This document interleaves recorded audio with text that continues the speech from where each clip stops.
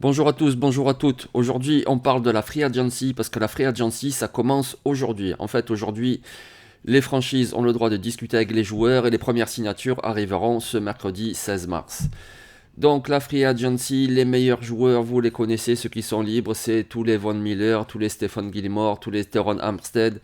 Mais du coup, nous, aujourd'hui, on va pas du tout parler de ces meilleurs joueurs, on va plutôt se focus sur les bonnes affaires. Les bonnes affaires, c'est-à-dire des joueurs quand même un petit peu moins cotés, qui d'ailleurs sont souvent sous-cotés parce qu'ils sont très bons sur le terrain, ils commanderont pas des gros contrats et du coup ça peut être des bonnes affaires pour les franchises. On commence avec un premier joueur, il est linebacker, il s'appelle Aziz Al-Shahir, il nous vient de San Francisco. Donc Aziz Al-Shahir, ça fait 3 ans qu'il joue à San Francisco, en 3 ans il a gagné seulement 2 millions de dollars, ok pour nous ça serait une super somme, mais au niveau NFL c'est rien du tout. C'est un joueur qui a fait plus de 100 plaquages en 2021, qui a aussi défendu des passes, qui a montré toute sa qualité. Donc du coup là voilà, il est free agent, il va falloir sortir le chéquier, mais c'est pas non plus le gros chéquier, c'est Aziz Al-Shahir, c'est un linebacker en devenir, donc ce sera sans doute pas un gros contrat, mais attention, c'est vraiment un joueur dont on parle très peu et qui pourtant a beaucoup de qualité, donc il est clairement dans notre catégorie du jour, la bonne affaire. Notre deuxième joueur bonne affaire, c'est un receveur, il s'appelle Russell Gage et lui, il nous vient des Falcons d'Atlanta. Russell Gage, c'est vraiment un anonyme à NFL qui parle de ce joueur et pourtant, il a signé plus de 700 yards en 2020 et 4 touchdowns, plus de 700 yards et 4 touchdowns en 2021 aussi. Donc voilà, c'est un receveur qui contribue, alors c'est plus une troisième option, ok, mais il est encore jeune, à 26 ans, il pourrait même devenir un receveur numéro 2. Il a un bon gabarit, 1m83, 83 kg, il contribue, il est sérieux et il va être loin des joueurs comme Mike Williams, Amari Cooper, Keenan Allen, etc. avec leurs gros contrats. Russell Gage, on le rapporte beaucoup moins cher que ça et pourtant c'est un joueur qui contribue. Donc il est tout à fait dans notre catégorie bonne affaire, c'est vraiment un joueur à surveiller et je pense que certaines franchises qui ont un quarterback jeune en manque de cible, il y en a quelques-unes, je vous laisse les deviner, ben du coup un gars comme Russell Gage, ça payerait peut-être pas de mine et pourtant ça serait une solide signature. Notre troisième joueur, lui, est beaucoup plus connu puisque c'était un premier tour de la draft en 2017 et en plus il venait de Alabama, c'est O.J. Howard le Titan. Alors O.J. Howard, le souci c'est qu'il était choisi au premier tour et franchement depuis le 2017 il n'a pas vraiment performé comme un premier tour. Alors c'est vrai que depuis 2 ans à Tampa Bay c'était pas simple pour lui puisqu'il était barré par Gronk, il était même barré par Bright, mais bon en même temps c'était à lui de prouver qu'il méritait plus de temps de jeu et il l'a pas fait. Pourquoi il est dans la catégorie bonne affaire? Parce que c'est quand même un joueur très talentueux. On se souvient de ce qu'il faisait à Alabama, il a montré quelques bribes en NFL. Et puis vu justement ce qui s'est passé depuis 4 saisons, du coup c'est quelqu'un qui sans doute peut être obtenu avec un contrat d'1 an. Vous savez les fameux Profit Deal. Donc voilà, 1 an pour prouver que vraiment il a des qualités. Et les qualités il en a. Donc du coup, ça serait un pari pas très risqué parce qu'il sera pas très cher non plus, mais qui pourrait payer vraiment de gros dividendes au O.J. Howard dans une équipe en 2022 et si c'était lui, une belle surprise. Notre quatrième joueur, c'est un défenseur, il s'appelle Arden Key. Arden Key, il vient lui aussi de San Francisco. Et Arden Key, c'était un bust aux Raiders parce qu'il était choisi au troisième tour de la draft et il a absolument rien fait, c'était une catastrophe. En 2021, il s'est totalement relancé avec San Francisco. Il a signé 6 sacs et demi alors qu'il a joué seulement 35% des jeux défensifs. Seulement 35%. Il n'a pas été blessé, il a été présent sur tous les matchs, c'est juste qu'il était dans la rotation. Donc du coup, voilà un joueur qui offre une belle qualité temps de jeu.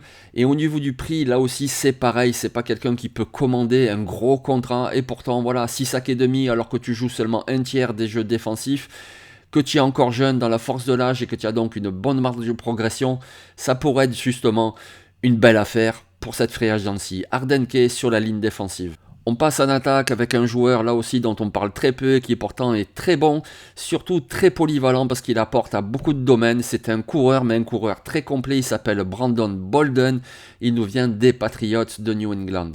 Alors Brandon Bolden, voilà, en 2021, c'était 5 yards par course en moyenne, ce qui est plutôt correct, mais surtout c'était 10 yards par réception, enfin 9,9, mais 10 yards par réception. 400 yards et 2 touchdowns en réception, mais bon, c'est un coureur. Donc voilà un coureur qui apporte dans le jeu au sol, mais aussi dans le domaine aérien, et ça c'est très précieux pour la NFL moderne. Brandon Bolden, non, il va pas commander un gros contrat, ça sera surtout un petit contrat de 2 ans et des sommes pas folles du tout, mais Brandon Bolden, vous l'ajoutez dans un comité. Et avec sa capacité en réception, vraiment, ça peut faire des dégâts en NFL. Surtout que je parle d'un joueur complet. Ben écoutez, en 2021, il a aussi joué 63% des snaps en équipe spéciale. Et ça aussi, c'est important. Donc Brandon Bolden, petit contrat qui contribue au sol, en réception et en équipe spéciale. Qu'est-ce que vous voulez de plus? Notre 6e joueur, il joue en attaque et plus particulièrement sur la ligne offensive. Il s'appelle Bradley Bozeman. Il vient des Ravens de Baltimore. Qui parle de Bradley Bozeman? Hormis les fans des Ravens qui eux l'ont vraiment apprécié. Bradley Bozeman tout de même c'est un double champion universitaire avec Alabama et ça fait 3 saisons qu'il s'est imposé aux Ravens, il est titulaire à absolument tous les matchs. C'est quelqu'un qui en 2021 n'a concédé que 2 sacs, il en a concédé seulement 7 sur les 3 dernières saisons. Et puis alors attention, c'est un joueur vraiment très intelligent, très discipliné. En 2021, il joue plus de 1000 snaps offensifs, il concède 0 pénalité, 0. Voilà un joueur avec la tête bien faite, qui est solide sur le terrain. Les équipes en besoin d'un centre offensif sont plutôt nombreuses. Donc du coup, peut-être que pour lui, parmi tous les joueurs dont on parle aujourd'hui, c'est peut-être lui qui obtiendra le meilleur contrat. Mais ça ne sera pas non plus un contrat phénoménal, c'est Bradley Bozeman, voilà. Pas beaucoup de monde en parle, mais attention, c'est vraiment un bon joueur. Et avec ce nouveau contrat, Bradley Bozeman pourra sans doute s'acheter une nouvelle caravane. Regardez, il vit là, dans cette caravane avec sa femme. Et cette caravane lui sert en plus pour faire les trips lors de l'intersaison avec sa fondation et ses œuvres de charité.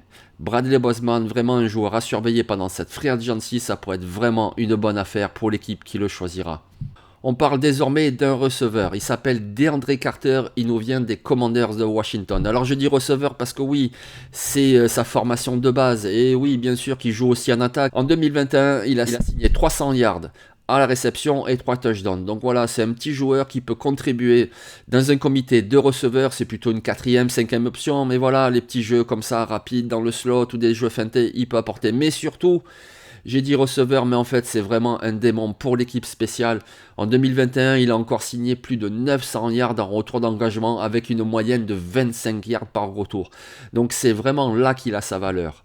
Alors DeAndre Carter, ben voilà, lui aussi, comme Russell Gage tout à l'heure, il va pas commander un gros contrat de receveur, ça sera sans doute un petit contrat pas très cher, et pourtant, ben voilà, il contribue, et notamment en équipe spéciale, et ça c'est précieux. Donc il y a pas mal d'équipes qui pourraient ajouter de la rotation dans leur escouade de receveurs, et en plus avec l'équipe spéciale, regardez tout ce qu'il peut apporter. Donc DeAndre Carter, personne n'en parle, et pourtant lui aussi ça pourrait être une bonne affaire de cette free agency. On termine avec 2 cornerbacks, 2 joueurs formés à Alabama, oui encore. Le premier c'est Anthony Averett, il nous vient des Ravens de Baltimore.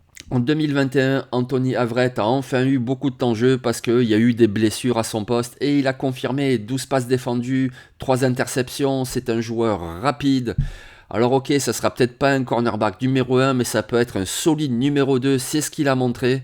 Donc il ne commandera pas les mêmes types de contrats qu'un Stephen Gilmore par exemple. On pourra l'avoir pour beaucoup moins cher, mais il a montré toute sa fiabilité. Anthony Averett, attention, vraiment un joueur à surveiller pour toutes les équipes en besoin de cornerback. Et c'est un petit peu la même musique, donc avec lui aussi un ancien d'Alabama, c'est Levi Wallace qui lui nous vient des Bills. C'est un petit peu le même parcours puisque Levi Wallace lui aussi, en raison de blessures, a eu beaucoup plus de temps de jeu. En 2021, c'était notamment la blessure de Tredavious White et lui aussi, il a répondu présent. 10 passes déviées, 2 interceptions, il a montré beaucoup de fiabilité. Lui aussi, c'est plus un profil de cornerback numéro 2, mais c'est très très précieux, cornerback numéro 2 en NFL.